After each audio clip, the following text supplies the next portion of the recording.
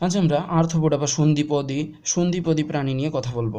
আচ্ছা, তাহলে এই আমাদের বৈশিষ্ট্যগুলো মনে রাখা খুবই একটা কষ্টসাধ্য ব্যাপার। আমরা এগুলো কীভাবে মনে রাখবো তা দেখবো নিম্নোক্ত ও ছন্দের মাধ্যমে। আচ্ছা, তার আগে আমরা দেখি আর্থোস মানে কি। আর্থোস মানে হচ্ছে সন্ধি, পোডা মানে হচ্ছে পা। তাহলে আর্থোস মানে হচ্ছে সন্ধি, পোডা মানে হচ্ছে পা। তাহলে এগুলো হচ্ছে সন্ধিযুক্ত পা থাকবে। এখন সন্ধিযুক্ত পা মানে কি? সন্ধিযুক্ত পা মানে দেখবেন যে ঘাস ফড়িংয়ের সন্ধিযুক্ত পা আছে, আবার সন্ধিযুক্ত পা কিন্তু ঘাস ফড়িংয়ের সবচেয়ে বেশি লক্ষ্য করলে বুঝতে পারবেন। তাহলে সন্ধিযুক্ত পা মানে হচ্ছে এরকম ভাঁজ বিশিষ্ট থাকবে, অর্থাৎ পায়ে কিন্তু ভাঁজ থাকে অনেকগুলো, সেগুলোকে বলতে পারেন সন্ধি। তাহলে একটার সঙ্গে আরেকটা যুক্ত না, এই জন্য এগুলোকে বলা হচ্ছে সন্ধি। তাহলে দেখুন একটা পা, মনে করেন যে ঘাস ফড়িংয়ের পা একটা, তাহলে ঘাস ফড়িংয়ের যদি পা একটু বিশ্লেষণ করেন তাহলে এইরকম কিন্তু মানে সন্ধি থাকবে, এই যে একটা একটা আরেকটা লাগানো, তাহলে এগুলোকে বলা হচ্ছে সন্ধি। তাহলে একটার সঙ্গে একটা লাগানো, এই জন্য বলা হচ্ছে সন্ধিযুক্ত পা থাকবে। তাহলে এটার নামকরণ করছেন কি 1845 সালে সেইবোল্ট হচ্ছে নামকরণ করছেন। আচ্ছা, তাহলে শনাক্তকৃত জীবন্ত প্রজাতির সংখ্যা হচ্ছে 1,02,000 শনাক্তকৃত জীবন্ত প্রজাতির সংখ্যা হচ্ছে 1,02,57,040টি। তাহলে 1,02,57,040টি। তাহলে এটার আমরা ছন্দগুলো একটু দেখি।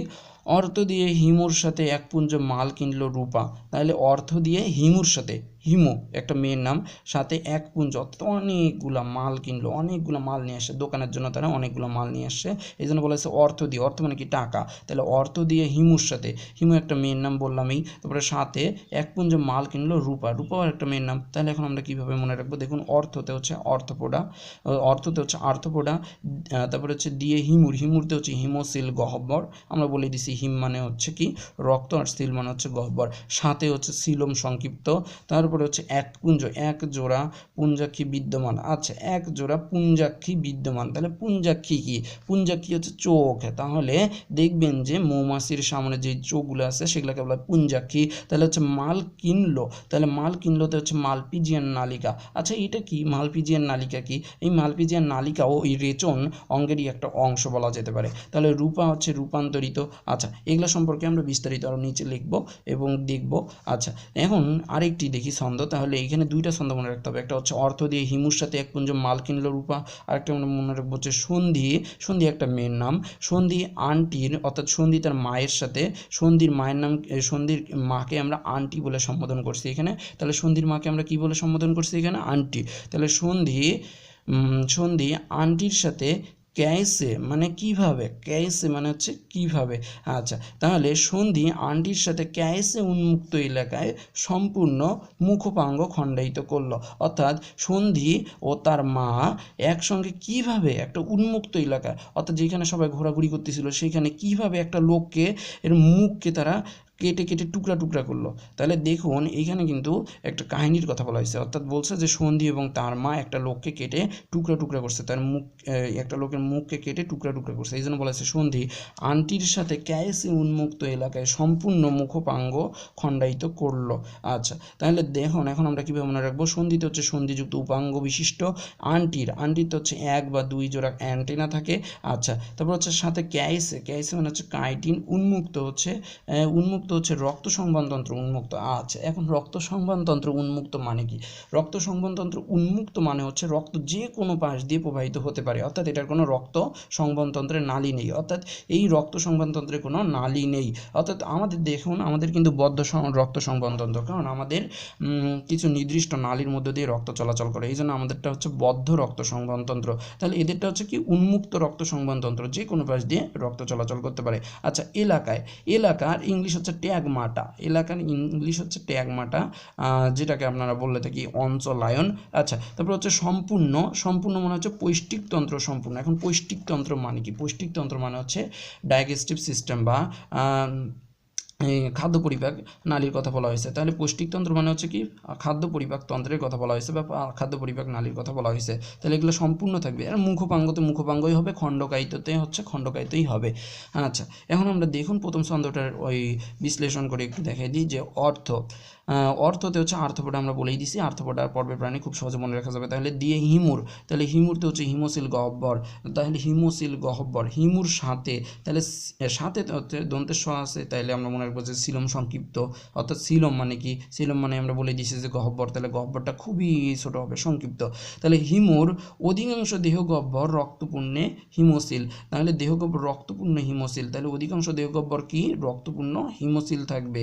আচ্ছা, এক পুঞ্জ মানে কি, এক পুঞ্জ মানে হচ্ছে একতে হচ্ছে এক জোড়া, পুঞ্জ মানে হচ্ছে পুঞ্জাক্ষী, তাহলে কম্পাউন্ড ইএস থাকে, তাহলে এক জোড়া। আচ্ছা, একটা কথা চিন্তা ভাবনা করুন দেখি, মৌমাছির কয়টি চোখ রয়েছে? 2টি, তাই না? তাহলে এই 2টিকে কি এক জোড়া বলা যায় না? তাহলে এই 2টিকে আমরা বলবো যে এক পুঞ্জ পুঞ্জাক্ষী থাকে, অর্থাৎ কম্পাউন্ড ইএস।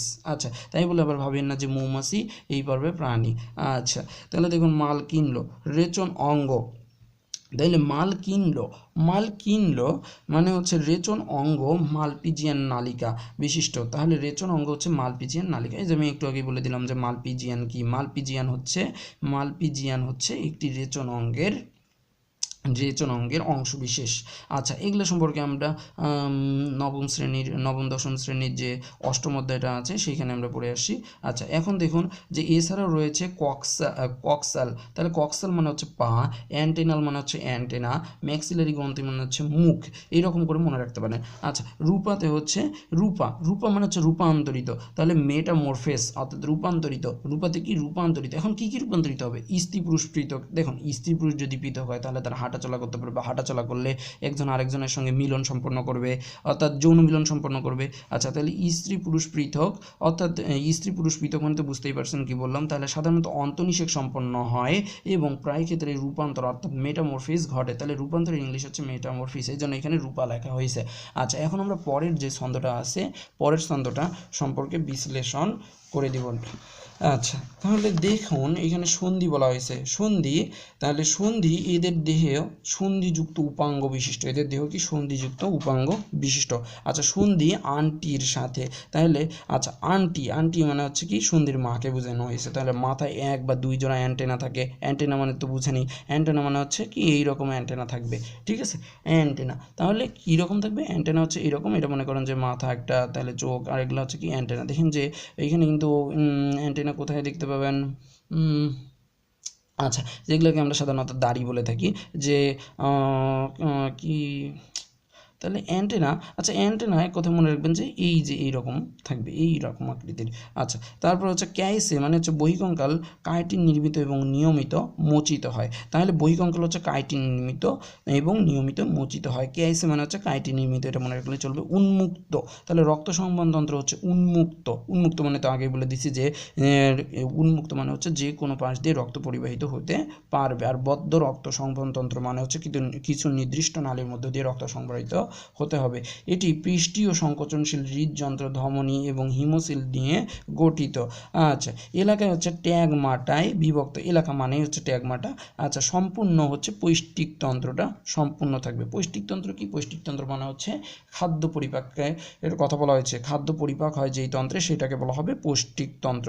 আচ্ছা, মুখোপাঙ্গ, তাহলে উপাঙ্গ পরিবর্তিত হয়ে, আচ্ছা উপাঙ্গ কি? উপাঙ্গ হচ্ছে পাকে বোঝানো হয়েছে সাধারণত, তাহলে উপাঙ্গ পরিবর্তিত হয়ে মুখোপাঙ্গ গঠিত হয় যা ভিন্ন খাদ্য গ্রহণে অভিযোজিত হয়, তাহলে উপাঙ্গ পরিবর্তিত হয়ে কিসে পরিণত হয়?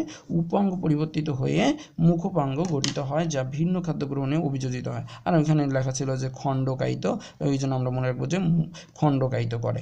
তাহলে এখানে বলা হয়েছিল যে ছন্দটা কীরকম ছিল? ছন্দটা ছিল যে সন্ধি আন্টির সাথে ক্যাইসে উন্মুক্ত এলাকায় সম্পূর্ণ মুখোপাঙ্গ খণ্ডায়িত করলো, তাহলে এটা হচ্ছে একটা সন্ত্রাসী কর্মকাণ্ডের মতো বলা যায়। আচ্ছা, তাহলে খণ্ডকায়িত হচ্ছে, খণ্ডকায়িত মানে হচ্ছে খণ্ড করা যায় বা খণ্ডকায়িত দেখা যায়। আচ্ছা, তাহলে আর্থ্রোপোডা সবচেয়ে বড় পর্ব, এটা একটু মনে রাখতে হবে যে আর্থ্রোপোডা সবচেয়ে বড় পর্ব। আচ্ছা,